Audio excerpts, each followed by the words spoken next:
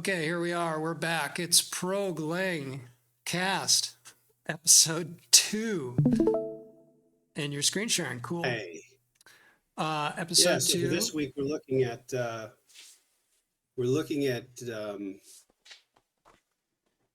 GHW Goodbye Hello World program. I've written a version in P to compare to the C version that was I'm that not you actually seeing implemented your last screen. week. Well, let me just level So set we're the stuck with let me this, level huh? set the conversation and just give a reminder where we are from episode 1. So on episode 1, that's another thing is our plan. We're right now doing this as a vodcast, a video podcast, but also as a podcast audio only, and already just totally breaking the rules of depending too much on visuals when people are going to be listening. So, obviously, we're going to be talking about code and we're going to be walking through the code, but we need to kind of accommodate the audio only mode and make sure that we talk about things in that way. So, I have a couple of errata from last time too. I think I was saying things when I was saying rewatched the video and realized I said converting numbers to strings. I meant to say strings to numbers. And then one time I was saying something about GitHub and it was GitLab or GitLab versus GitHub. So anyway, that's my errata for the week. But to level set us, we are weekly doing this My podcast. presentation, on the other hand, was perfect last week. Yeah, no, it was you're spot on. You were just right on point. But what are we doing? Well, basically, we gotta that word just comes up all the time. Pass that one and like as well. I'm not a liker. I'm not a like I meaner, but I've noticed basically and so. Trying to cut out the so-sos. All right. Well, my monitor just went dark for some reason. And your face went dark as a result. And I've got the reflective glasses on. I don't know why. I have my driving contacts on, so I've got to wear these little reading glasses or I can't see the screens. Why did my screen go dark? Anyway, while you're figuring out struggling through the screen issues, last week we presented the very first alternative to Hello World that we ostensibly called Goodbye Hello World. But I'm thinking we're probably going to want to rename it anyway. I came up with a list of alternative names that we could talk about later because someone already has the domain name Goodbye Hello World, and I just think it's bad to have projects where someone else claims the domain because they're kind of squatting on your... Why are we looking for a domain name for Goodbye? Because it matters in the internet world. If you're doing something and you don't own the domain, man, trust me, if it ever takes off, and this may never take off, but if it takes off at some point, there's going to be a grappling of somebody owning that name. So better to squat down on a name you're going to be able to have. Not going to lie, I'm maybe pretty surprised if it. Well, you never know. You never know what can hit. So I always grab up domain names that I try to. I'm a name junkie anyway. I'm always looking at what's the right name. But for now, it's Goodbye Hello World, and we presented the first variation, which was based on C because it is the uber language of languages. It seems to be kind of dominant out there and simple and straightforward to understand. And then the plan was last week you chose PHP for this week, and you chose for me, you made my choice for me, APL. And before we dive into that, I want to talk about that process. So for the next week, there's 2 approaches. One, we could pick each other's language again, or we can kind of alternate. So because I thought it could be really frustrating if the other person keeps picking languages you don't like. So I'm thinking we could kind of do like a hopscotch, every other one. So since I picked C the first week for myself and you didn't do one, then you picked PHP the second week for yourself and you picked APL for me. Now I'm going to pick one for you for next week. And I'm going to pick one for myself for next week. And then next week, you pick one for yourself and pick one for me. So that way, you're kind of alternating between languages that you would choose and then languages that somebody would throw at you. What do you think of that idea? Or should we just every week be just throwing languages at each other? I don't have a great deal of preference. I picked APL for you because I know you really have been talking a lot about APL and how much you like it. So I wanted to see what you would do in APL. It wasn't because, for PHP, I just picked something I didn't like because of the discipline required to do something in things you don't like. Speaking of which, so before we get into that, I wanted to show, we were just talking about a few minutes ago, I added this README file to talk about what we think Goodbye Hello World should try to show. Yeah. And I've got a little GIF down here that says how it's going to run. And this is Or you this say is the GIF, you don't say PHP GIF. one. There's entirely internet Okay. memes about whether Let's it do a should be GIF or compromise. GIF. We'll say GIF from now on. Okay, it's a GIF. So it's a GIF. It's a GIF. Okay, It's so Jiffy, for our audio only people, you have to read out loud what it's doing. Describe what it's Okay, doing. well, what you can see if you look at it, it's just got a little animated GIF that is showing the output of the program. You put in a command line, specify a value, and it goes through. It types out world hello, and it does a countdown to the number that you put in. So I put in run 5. It comes down world hello 5 4 3 2 1 goodbye, and then shows a demonstration of putting in something invalid on the command line and how it will take the input from the console. So that's for the people that are listening, although I definitely recommend you watch.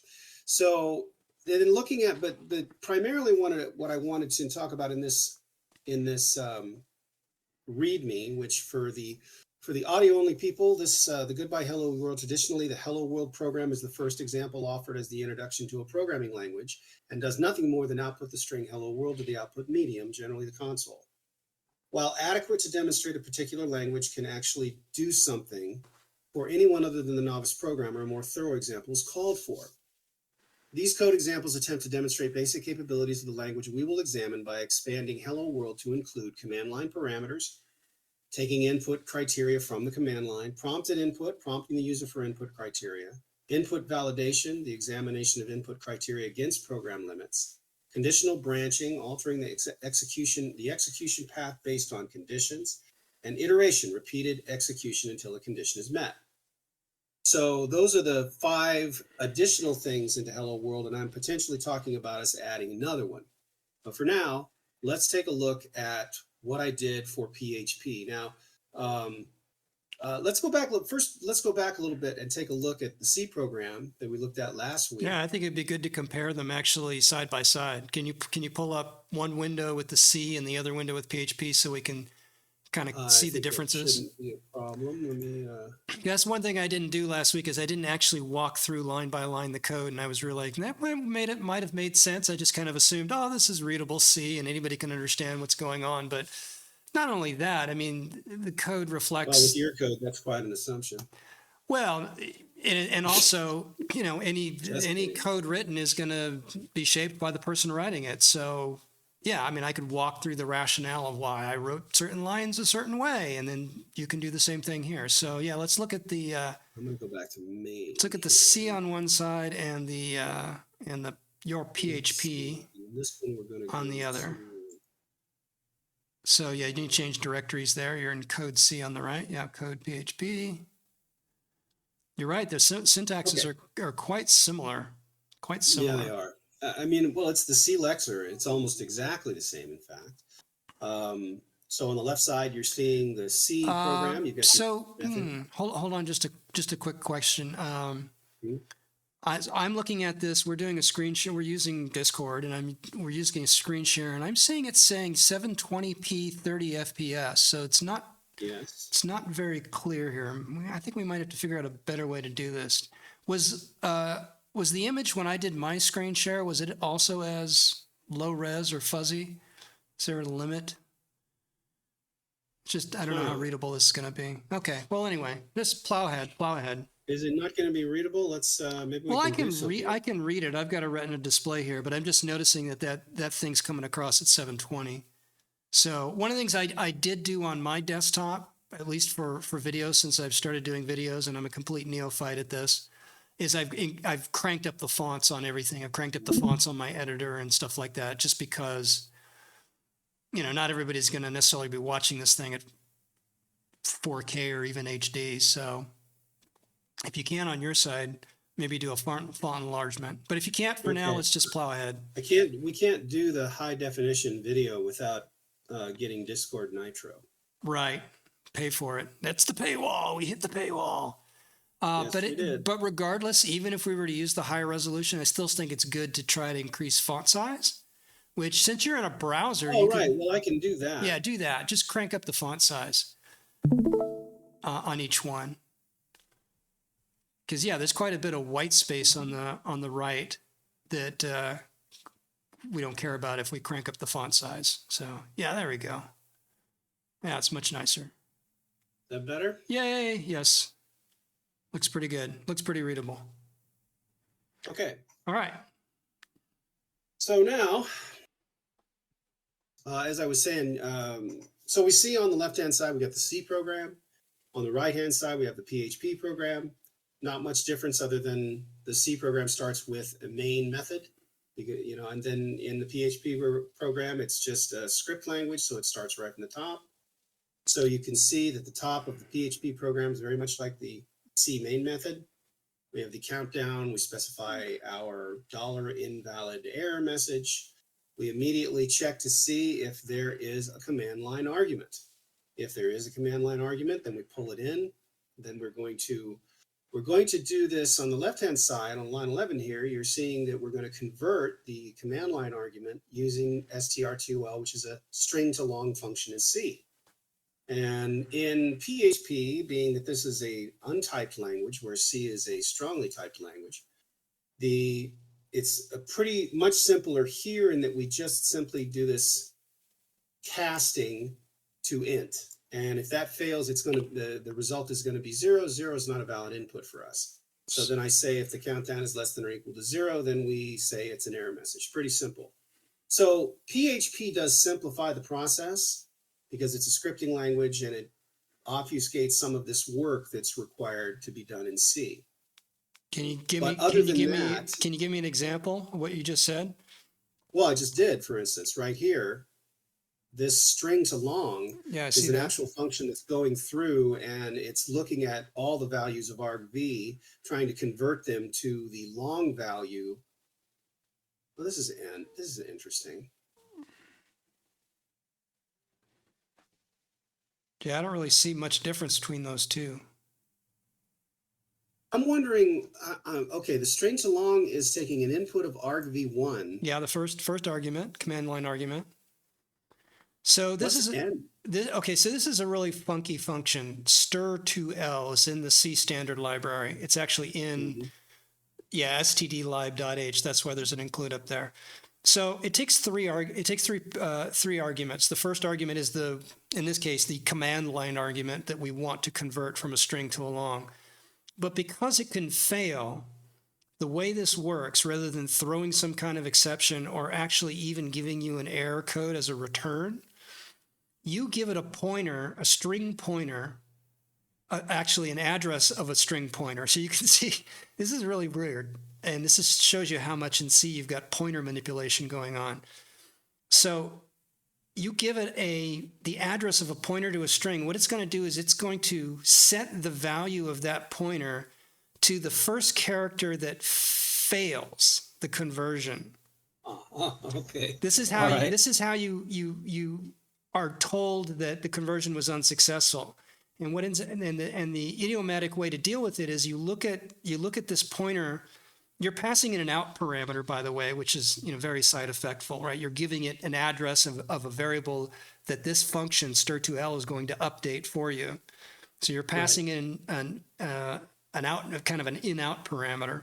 And what happens is it's going to parse through, and if it runs into any character in the string that it can't convert to a number, it's going to set that character pointer to the position in your string in the first argument. So it's pointing to a position within the pointer of the first argument. If it's successful, it points to the null at the end. And so the way to check is to check if end is pointing to a null, because strings are null terminated in C, then it's been successful. And that's where the if that follows. It basically says if end, and what have I got? If data at end is not a binary 0. Yeah, if it's not a binary 0, it succeeded. Yeah. Right. That's actually a very reasonable way to approach that call. Kind of cryptic. For someone who's like going from these scripted languages, down to C, they're going to struggle with it because those concepts are a little bit foreign. Anybody who's is coming from the C side is going to understand that pretty clearly. Because like I said before, that particular thing is all obfuscated in PHP. On the right-hand side on my line 7, all I'm doing is saying, try to cast argv1 to an integer. If it fails, then countdown becomes 0. So There's no error thrown or anything. So what happens if it fails on the PHP side? We say $countdown equals int argv1. If it can't convert it, what do you get? Sets countdown to 0. But what if the number of the string is 0? 0 is not a valid value on the input, so I don't bother looking at it. I'm saying it's not a valid value for us because we want a countdown that's greater than 0. But from the point of view of the conversion function, if you were looking to convert the string 0 to a number 0, and if it failed, it would also give you a 0, you've got no way to discriminate between failure and a proper conversion. Is that true? Did I say that I didn't like PHP? Well, you know what? This issue of valid conversion and an actual value being returned as an error of conversion doesn't just appear in PHP. This appears in other languages. I think you'll get this probably in some JavaScript libraries too. Not a JavaScript expert, so I could be wrong on that. But I've seen this before. I've seen this sort of issue before. And I want to make one other comment too about what you just said about C, how it would be difficult for people going the other direction, like coming from this code on the right, which is PHP going to the C. The C, the stir to L, where you're giving it this address of a pointer for it to update to point to the string that you passed, and it's depending on it being this null terminating. This is very idiomatic for C because in C, the type of programming you're doing, it's foremost in your mind how memory is formatted. How is a string formatted physically in bytes and in memory? The language orients itself around that. Right? That's why. In some ways, it's ideally suited for about the lowest level of high-level programming you can do above assembly language because it is in your face at all times. It's not. What did you say? Did you say obfuscated? Yeah, it's not abstracted. Well, it's not concealed from you. There's no attempt to conceal from you the physical memory layout of anything in C because the assumption is you actually want that. You're programming in C so that you can know and manipulate and control things that are happening on a byte-by-byte representation level. And so all of its APIs are kind of oriented around that sort of thinking. So, yeah, that's just a comment I wanted to make on that. Well, I would go further and say the biggest struggle that I had, that I think anybody coming into C, because my transition was to go from BASIC to assembly language to C. And when I got there, the biggest thing I had trouble getting my head around was the need for the binary 0 at the end of strings. Oh, really? Especially coming from a BASIC environment where string is a data type managed internally. Pascal as well. I mean, it's a data type, whereas Pascal, at least the original Pascal, the first byte, the byte 0 of a string was actually the length of the string. That's right. So you couldn't have a string longer than 255 characters in the old Pascal. Yeah. And that's how that was all managed. So it was abstracted out. It was obfuscated from you how that was handled. So when I moved over to C, the thing I had the most trouble with was the need for the binary 0. I got a string of 10 characters. Why do I have to say it's 11 characters long? And why is string position 10 therefore the last position in the string? It's actually not position 10, it's position 11. And why do I need that extra character? And I remember when I finally figured out that every string method, every string function in C, strings are not a type in C. That was the thing. Right. Strings are character arrays. Yeah. There's no such type. And that was the way that C determined what the end of the string was, is when it hit the binary 0. And it was all a matter of implementation. Every C function out there simply said, oh, okay, if you're pointing to this and saying this is a string, I'm going to look till I find the binary 0, which meant you could pass it any value at all. You could pass it a null, you could pass it an integer, and then it would do whatever it's going to do. You do a string copy, you pass in an integer. Well, the compiler didn't give a damn. It didn't let you do it, and it's going to make your program go haywire.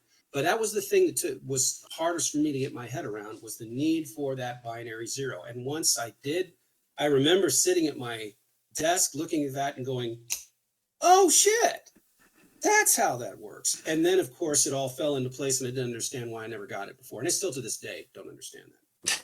But getting back to this question, yes, that's all abstracted and obfuscated in languages like PHP. So In one regard, we could say doing something like our goodbye hello world is easier to do in PHP. Yes and no. At least in my personal It opinion, actually yes and doesn't. It actually doesn't look easier. I'm looking at the code. It's like there's just as much code, so it's not no. Almost. really. It's not really that higher level. I would say what you were saying about obfuscating actually in the example you have where you actually do the conversion, where you do countdown equals int in parentheses prefix to argv. It's dynamically typed, but it is strongly typed. It's not weakly typed. I'm sorry, it's not statically typed, but it is strongly typed, right? It is going to give us. You are having to specify a type here, even dynamically. In other words, if it was weakly typed, like JavaScript, it would just automatically do implicit conversions, right? When you, like, say, for example, if you add two numbers that are wrapped in quotes in JavaScript, it's going to treat them like, it's going to obey, oh, I'm going to try to convert them to numbers. It's weakly typed. It's not going to enforce any typing.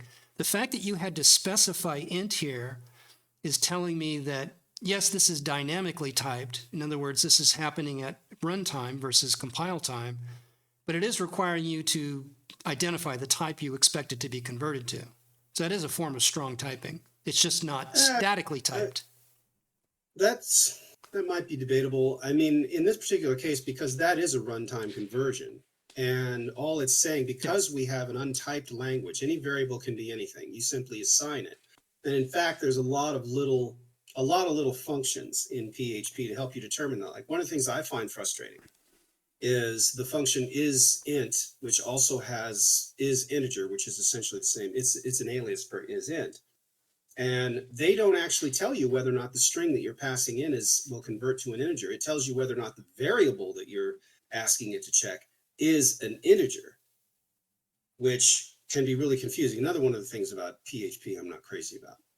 But in this particular case, this is doing exactly the same thing that your C is doing. It's taking that string value and attempting to convert it to an integer value. In this case, yours is doing long, and it's attempting to convert it to an integer value. But and if it fails, instead of throwing an error or setting a pointer to the first location that failed, it'll simply set the output to 0. Let me ask you a question. Does it need to be converted? Can you just keep countdown as a string and still use it arithmetically down below where you actually do the for loop? Can you actually say I equals countdown and you didn't bother to convert it to an integer? Would it do it for you? That's a good question. That might be worth evaluating. I didn't think to evaluate that condition. So you're just trying to kind of match the logic of the C code on the left. Well, I guess you could say I was, because it's all the C lexers. So I thought, okay, well, I'll just try to go line for line and see what it takes to convert that, while simplifying it where possible. I didn't try to address, to be honest, it didn't occur to me to try to address that question that you're talking about. Yeah, because in C you have to, right? You can't say for I equals 1, 2, and then the type on the right can be a string. Right? Saying, in fact, if you passed a string pointer, it would just treat it as an integer of the pointer value, and that would be the end point of your iteration. And C would probably not do anything about it. It'd be like, okay, you're giving me this pointer to a string, which you're using it in an expression that expects a number. And pointers are convertible to integers, and I'm just going to treat it as an integer and go ahead and iterate all the way to whatever that pointer value is.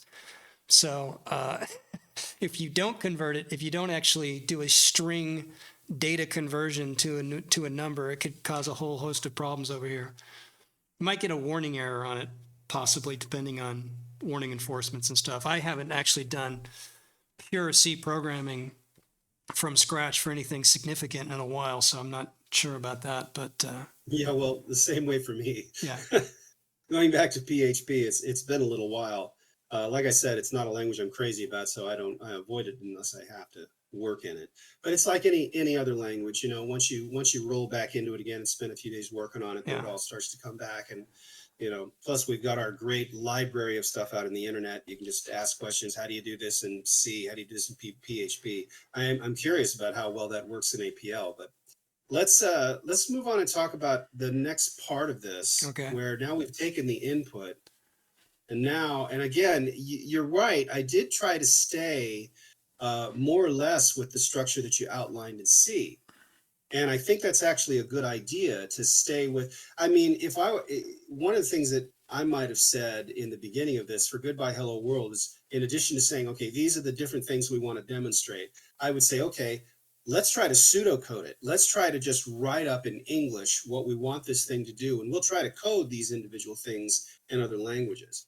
But a very valid argument for that will be, well, you're going to run into circumstances where that doesn't lend itself to the language at all. And the language may want to do it completely differently. But it's just a thought.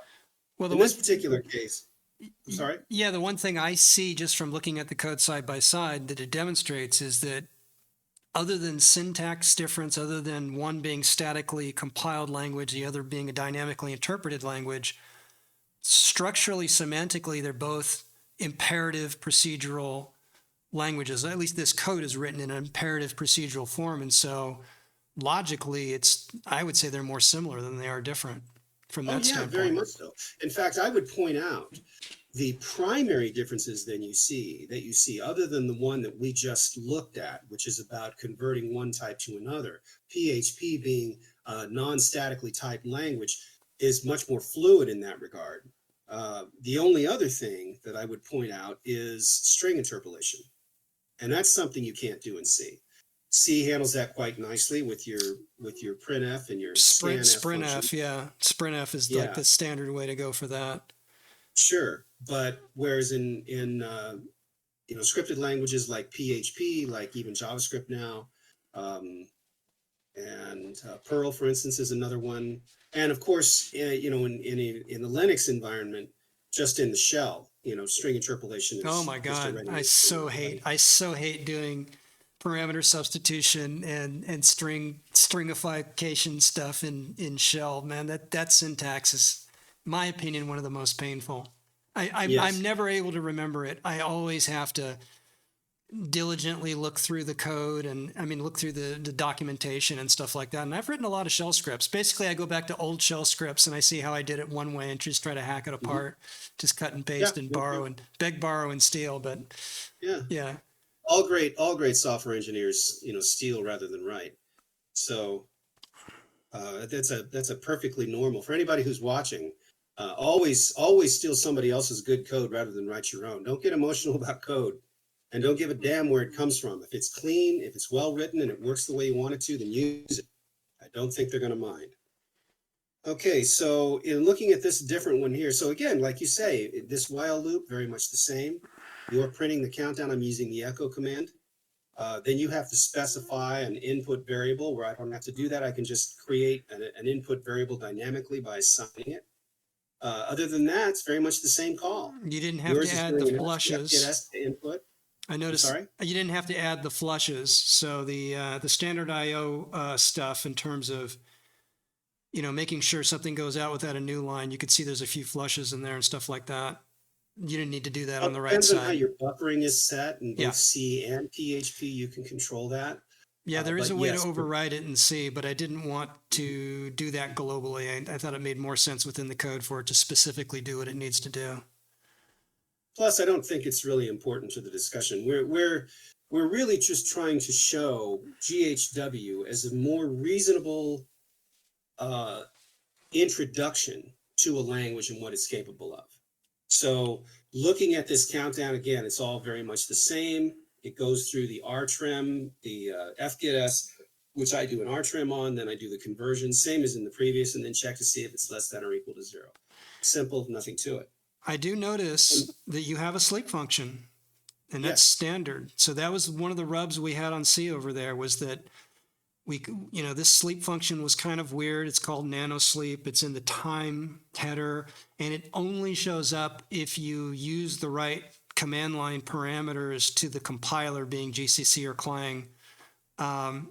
Otherwise, that doesn't show up. So on the C side, they're still struggling with the idea of trying to standardize concurrency for sure. And just in this case, a simple sleep primitive. But it looks like in PHP, it's just built in right there. Well, this is also in the non-thread safe PHP build, which is really the only one you want to use, because it's really not. It was PHP was never written to be multi-threaded. I mean, it was written as one of the early Most server-side languages scripting weren't. languages for the World Wide Web. So there was never any issue about threading. The only time Yeah. that the threading version of it comes in is when you actually want to use it in a web server. Then they want to use the threading version, whereas C has always been a threadable language. Well, it doesn't have an opinion on threads. That's why it totally depends on the platform environment that it's sitting on top of. It's assuming that that's a system service problem that it doesn't have to deal with. And it's one of the reasons why they struggled even from C11 through C17 to try to standardize it, because everybody's so used to, well, on Linux I use pthreads, on Windows I use, the Windows header and grab its threading stuff, and in other environments, BSDs or whatever, I'm going to use whatever's native there. That most of the time in C, at least original C, the language provides next to nothing, right? You're talking to an operating system. You're talking to whatever platform you're sitting on to directly. And the assumption on the scripting languages is it should be more portable. Which brings up another question. Well, let's moment, and I'll get back to it. I just wanted to kind of quickly go down to the bottom here and show this is, again, we're virtually talking about the same thing. We have our loop that counts, that does the countdown. Yeah. It's doing the output for each one of them on both sides, and it does the sleep. You're using the nano sleep. I'm using the integrated sleep function, and then it just says goodbye. So again, other than taking out these things that are abstracted, like for instance, the echo here, that's using string interpolation where you're having to use printf. the printf. Yeah. Okay, it's so much Functionally easier equivalent. to use string interpolation, which is not available to When you.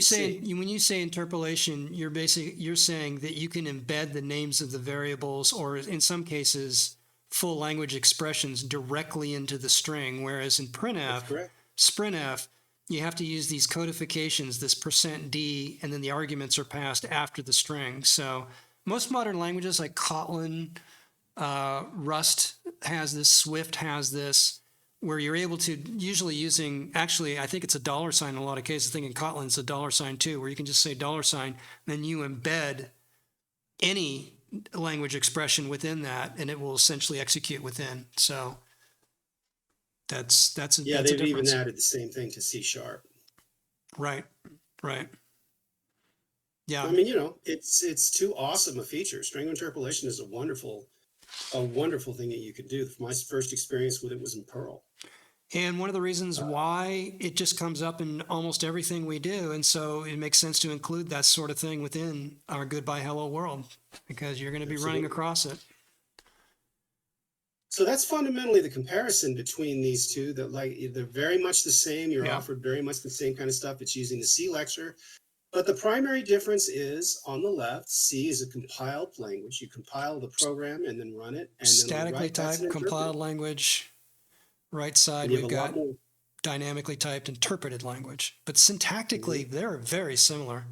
The code looks very much the same. It's a little simpler on the right side, I'd say. There's a little less rigmarole you have to go through. Like if you look at the if statement on the left with the fgetS and the scan and all of that, it gets a little awkward. It's a little intricate understanding how that stuff works. It's simpler on the right for sure. Although it's the same name function, fgetS.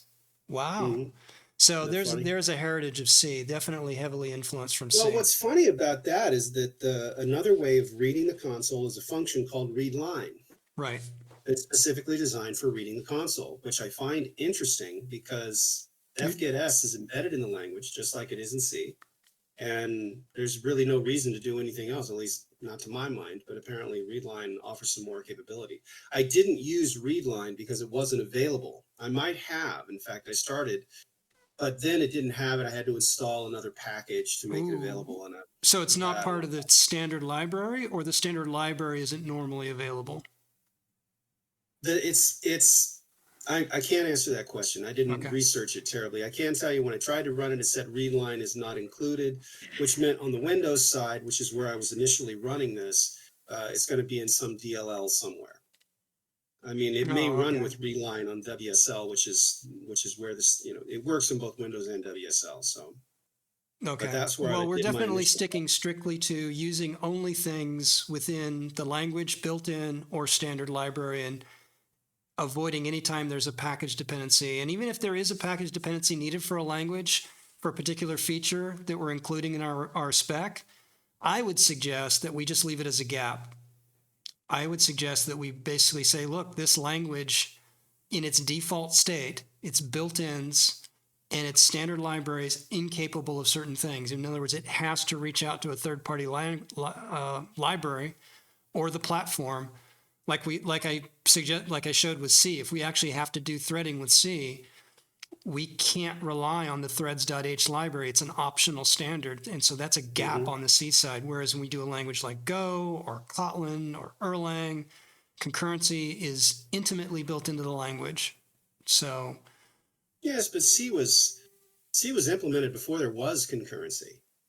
Originally there really wasn't any well, it was, multi-threading at all yeah, in it terms of was, small it's small not, device environments. I'm not actually trying to critique the language. I'm just saying that going forward, when we find a gap, I would suggest we leave the gaps in place. I mean, we demonstrate that a full set of these features can't be done by this particular language, and that just becomes a gap on that language. Right. Okay. So any other All thoughts right, on this let's move on. PHP? Yeah, let's move on to one other thing I wanted to show, Okay. which is this other one. I wrote this one because I Oh, wondered it's a lot if shorter, now a lot less well, code. it's a little bit shorter.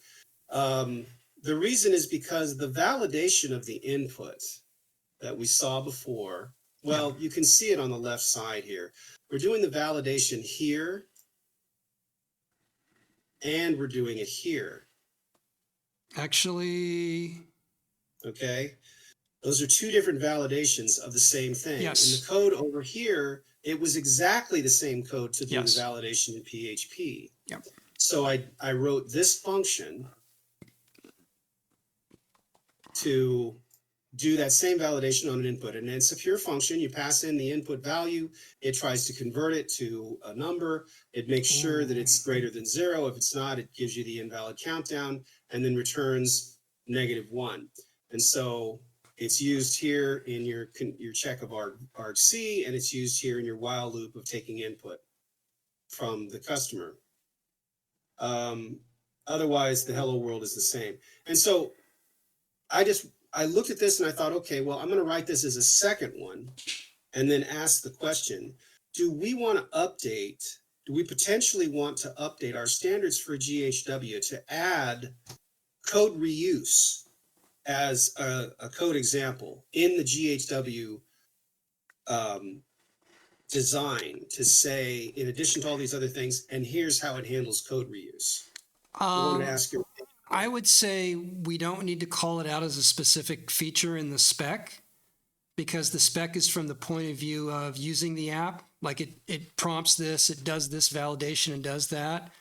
I would say it's up to the programmer writing the example. So I think it's a good idea that it's done here. And I think you can show variations on how to do this. But I wouldn't add it as an actual requirement. What I'm thinking is we add functional requirements, or God, that's the wrong word. Every requirement's a functional requirement.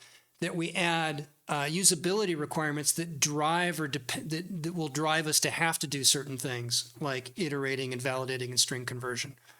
Because, Okay.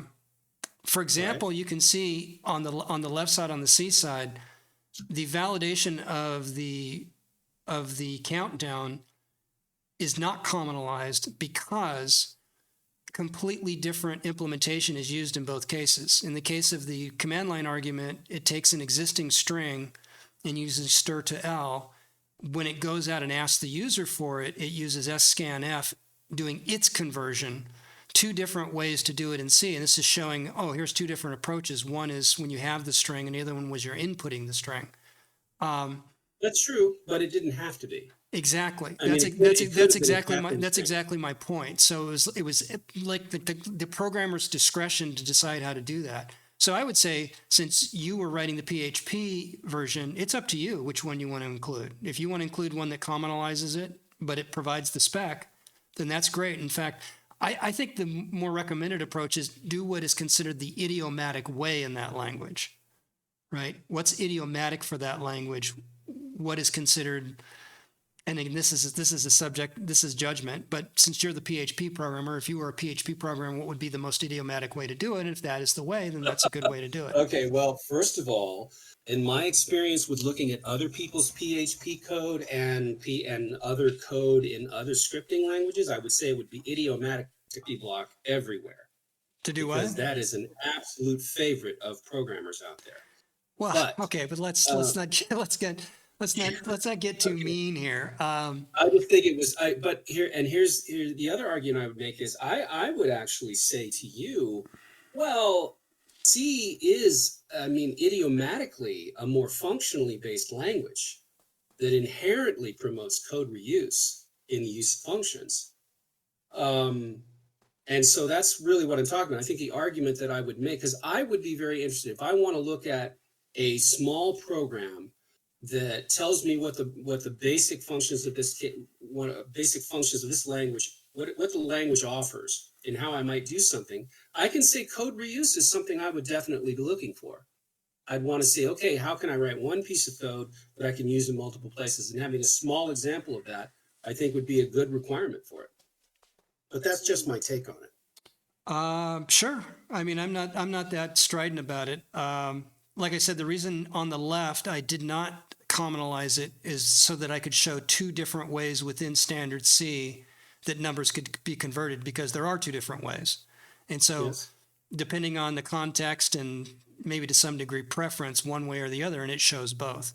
Whereas in your case, you're basically saying, well, there's one way to convert it, so why repeat the code when it can be easily, especially in things like No, there's multiple ways. Well, okay, I see your point. You wanted to show two different ways to Right. convert the input.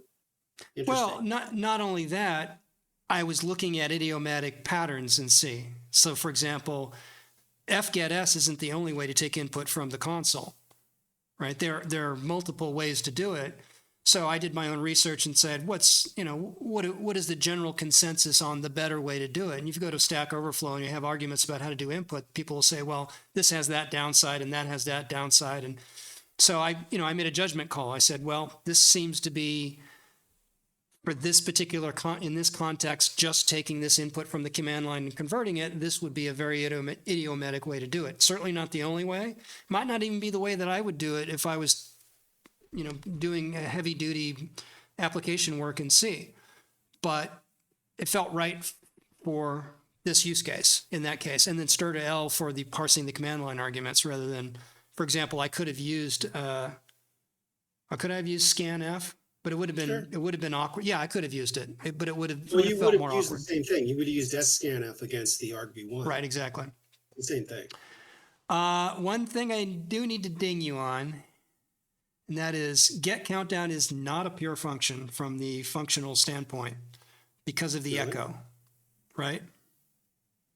Okay, good Yeah. point. If you wanted to make it point. pure, you would have to return the error as a string produced by the function. You could not do anything in the environment to make for it to be pure. But otherwise, you're right; it would be pure. Actually, yes, because input is the input parameter. I didn't Countdown. realize that was a requirement of a pure function. Pure in the sense that it's agnostic as to its executing environment. Is that what you mean? So a pure function, what I call in functional programming a function. I've decided to become very extreme, and what people call pure functions, I call functions, and what's not a pure function, I call a procedure. And in fact, if you go back to the old Pascal days, you'll remember that Pascal does make the distinction between a procedure and a function. In their case, they're not so much focusing on purity, but a procedure does not return an argument, and a function does return an argument, ostensibly Right, just because like the old subroutine in the function. yeah, but in Exactly the same. Pascal, they It actually returns use that everything. terminology. Like it's actually Yeah. procedure. There's no return because the expectation is a procedure is a sequence of actions. In other words, side effectful. And a function is a computation or a calculation, meaning I give you some information, you do some kind of transformation or computation, and you give me a result. In the functional programming world, because later on after Pascal, and here's what's funny, in the Lisp world, particularly in Scheme, they don't use the term function at all. They call them procedures. They call everything procedures. Even functions are called procedures because They don't enforce purity. So anytime you write any kind of procedure / function, you have the ability to mutate things in the environment. You have the ability to do side effectful things. So it's funny how in that part of the world, if you're in the Lisp part of the world, you'll see the word procedure used. If you're in the Pascal world, you see the distinction between procedure and function. But if you're in the world of Java, JavaScript, Kotlin, Swift, even Rust, they will all use the prefixes fun or func or FN. Like in Rust, it's, for some reason, they can't all agree on the same abbreviation, right? So in Rust, it's FN. In Swift, it's func. Kotlin, it's fun. What is it in Java? Is it fun, function, void? Maybe it doesn't even have a keyword. But the point is that the word function has now become so watered down that it means subroutine, like you're saying, a named subroutine that you can call that may just do a calculation and nothing else, or it may do something, it may have side effects. And so the definition of a pure function is a function. The easiest way to think about it is if you can replace a call to a function with a table lookup, it's a pure function. That's called referential transparency. A pure function only depends on the input that you pass it, has no ability to depend on anything outside the function, has no ability to change anything outside the function. So it can't do any I/O, it can't change the environment in any way, can't depend on an environment in any way. And it produces a result that's a value as a result of the values you pass in. And because it's pure, the same arguments passed to the same function ever are always going to be the same. So it doesn't matter what the name of the function is or the purpose, but if you pass a set of arguments and you always get that same result, it's guaranteed to produce a certain result, that's a pure function. And in the mathematical world, it's just called a function. And it's referentially transparent, meaning you could totally optimize your program by replacing function calls with table lookups. And actually, in old physics and mathematical manuals, they actually do this. This is where the referential transparency comes up with. For example, let's say you want to know the cosine of an angle, right? If you look at the cosine of an angle, you pass it a value. Let's say the angle is 60 degrees. You're going to get an answer. And every time you pass it 60 degrees, you're always going to get the same answer. Well, you can actually get dictionaries in physics and mathematics, so you don't need a calculator, that have tables that literally have the tables in them. It says, it gives you the answer. It's like, if it's 60 degrees, it's this. If it's 30 degrees, it's that. And it's like up to 4 digits of precision. And so you can think of pure functions in your program as if something you could replace with a table that would say, given these arguments, the result is always going to be these results. Does that make sense? Sure. I'm not going to lie. You lost me about 3 minutes ago. So anyway, in functional programming, our goal is to have as much of our code in the form of pure functions that don't depend on the environment and don't change the environment and will always consistently return the same results. And the benefit of that is it's so much easier to reason about your code when the chunks of the code you're looking at are entirely predictable.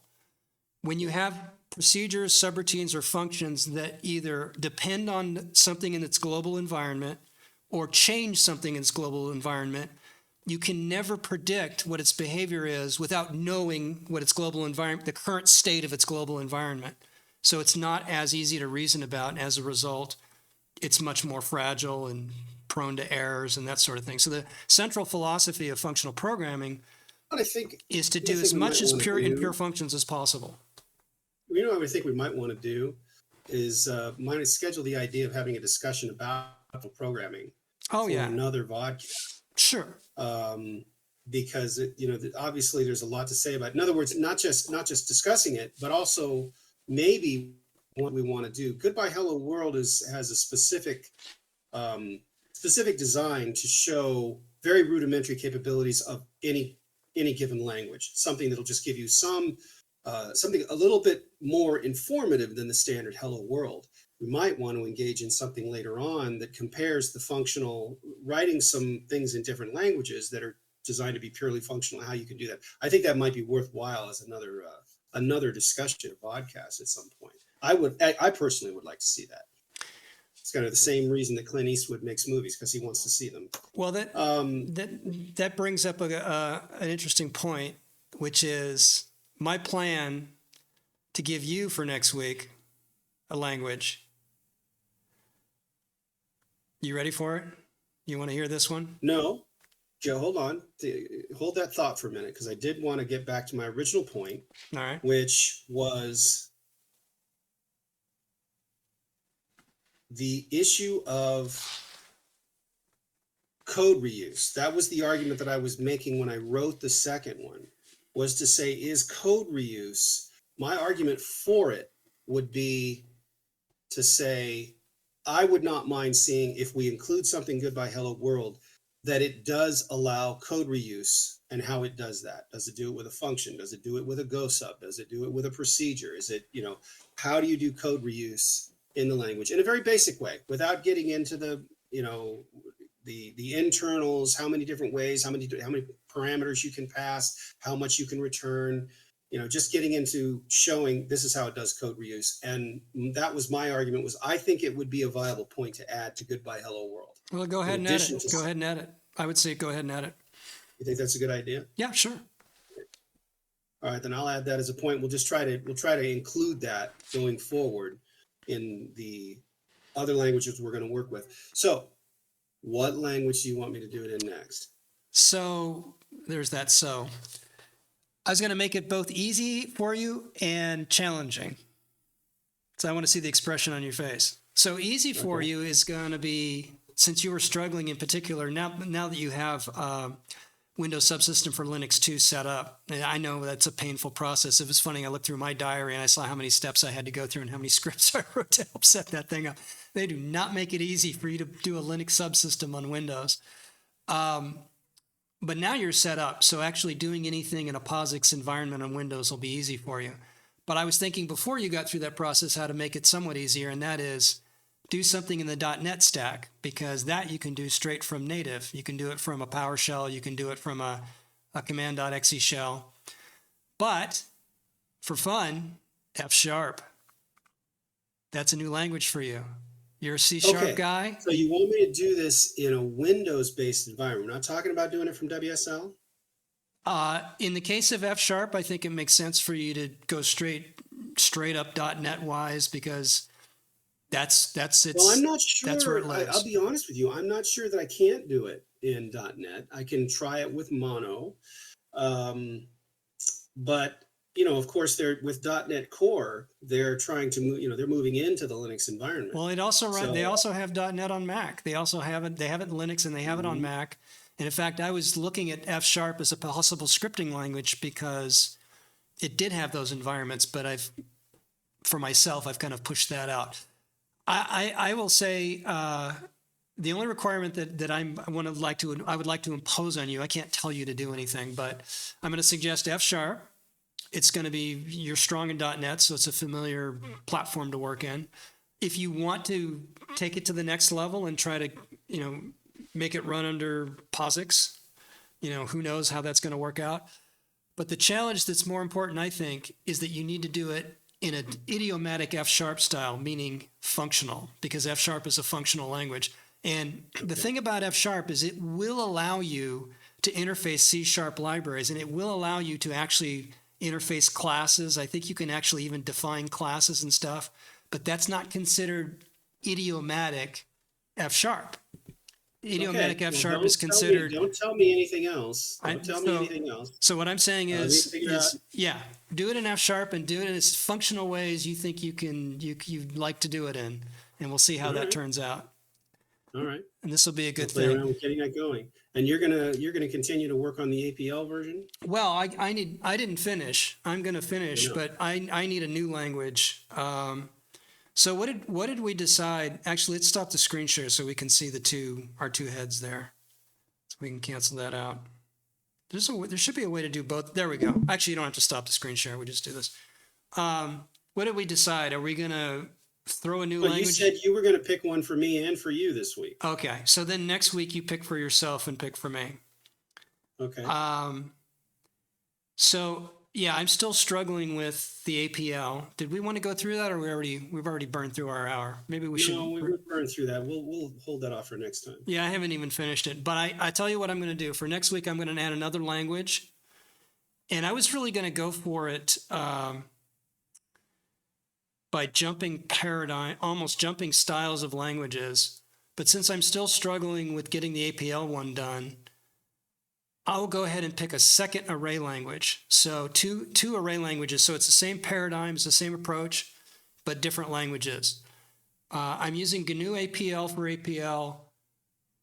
The next most popular array language is going to be J. So I'm going to do J, which is actually APL2. So the creator of APL, Ken Iverson, after he did APL and did all his great work with APL, he went on to make his kind of second generation, although there is an APL2 that IBM created.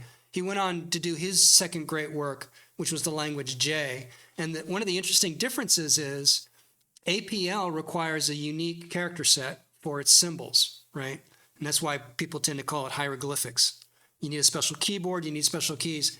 In J, he still went with the idea of symbols, but he decided to restrict it to the ASCII character set.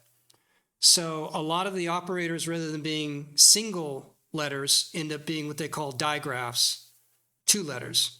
So like a slash and a dot means something, a slash and a colon means something else. Get it. I get it. But it is the next generation of a language. I'd be interested to see the comparison. You know, I mean, Yeah. it would be very interesting to see a literal comparison line by line. You know, Yeah, if you could do exactly. it. So I think next week I'll be able to present APL and J, and we'll compare it to the C version and see how the two are probably going to be closer to each other. The J and the APL are going to look very similar. It's going to look very different from the C version. Are we considering doing an assembler version, Why not? or do we want to? I mean, I don't know if there's really any reason for doing that. Oh no, assembly's a language. I mean, for sure. Yes. I would say in particular one of It's the going to be most tough to keep it to one page, but yeah. I would say the most important assembly language to do it in would be WebAssembly, because that is the new Okay. universal I would assembler I'd coming love up. to tackle that one, but we Yeah. don't have to do that for now. I'll do F sharp. You're going to do for F this week. sharp, so yeah, I think you'll have fun with that.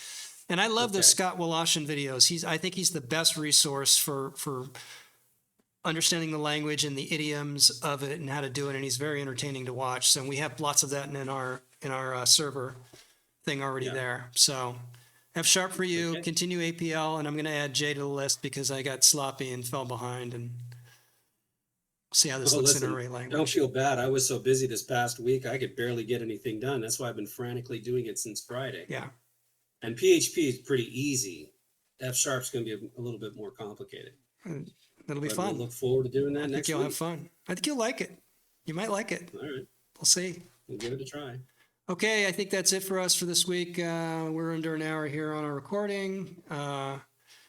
If anyone's out there and entertained, we're glad for it. I'm glad for it. And we'll see you again next week. Yeah, till we see you again, I wish you the best of luck.